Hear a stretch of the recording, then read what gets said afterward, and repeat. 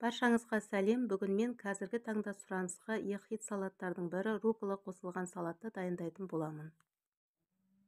Ең алдымен ыдысымызға руколаны салып, үстіне салқын суымызды құйып, кішкене ас содасын салып, оны кем дегенде 15 минутқа қалдыратын боламыз.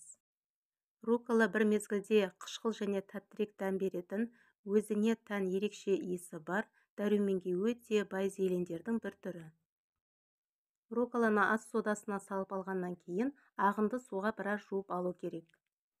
Каналыма тіркелмеген болсаңыздар, тіркеліп қоңыраушаны басып қойыңыздар. Аптасына 2 жаңа видео рецепт салатын боламын, соларды жіберіп алмайтын боласыздар. Салаттың құрамына қосылатын кедровый орешки деп айтады, яғни кедр дәнектерін майсыз ыстық табада 2 минуттай қуырып алатын болсаңыздар, дәмдірек болады. Апельсинімізді қабығынан аршып тазалап аламыз. Оны ірі бөліктерге салып тураймыз. Апельсин болмаған жағдайда мандарин салсаңыздар да болады. Және салаттың құрамына енетін қызылшаны алдын ала қайнатып, суытып қоюды ұмытып кетпеңіздер. Салаттың құрамына енетін көкөніс болсын, жеміс болсын, бәрінің де дәруменге өте бай екендерін білесіздер. Бұл өте пайдалы салат. Ендігі кезекте қызылшамызды ірілеу етіп тураймыз.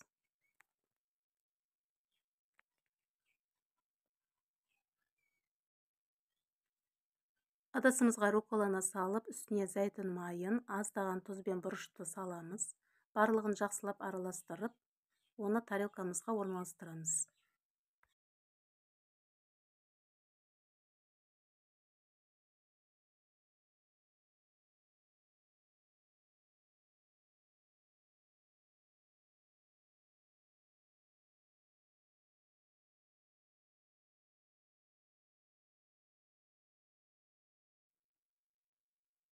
Тарелкамызға творожный сырымызды, яғни сүзбелі ірімшігімізді қасықтың көмегімен жиектеріне қойып шығамыз.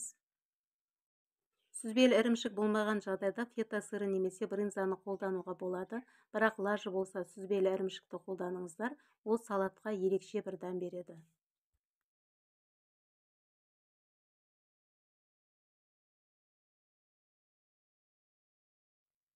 Руколаның үстіне тураған қызылша апельсиндерімізді қойып шығамыз.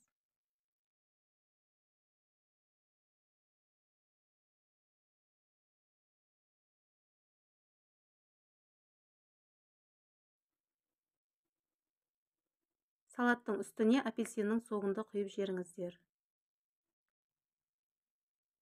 Енді кезекте кедр дәнектерін үстіне сеуіп шығамыз.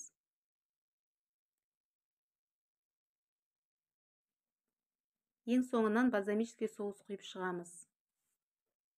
Салатымыз дайын болды. Сіздер де дайындап көріңіздер. Өте дәмді және пайдалы салаттардың бірі. Ас болсын.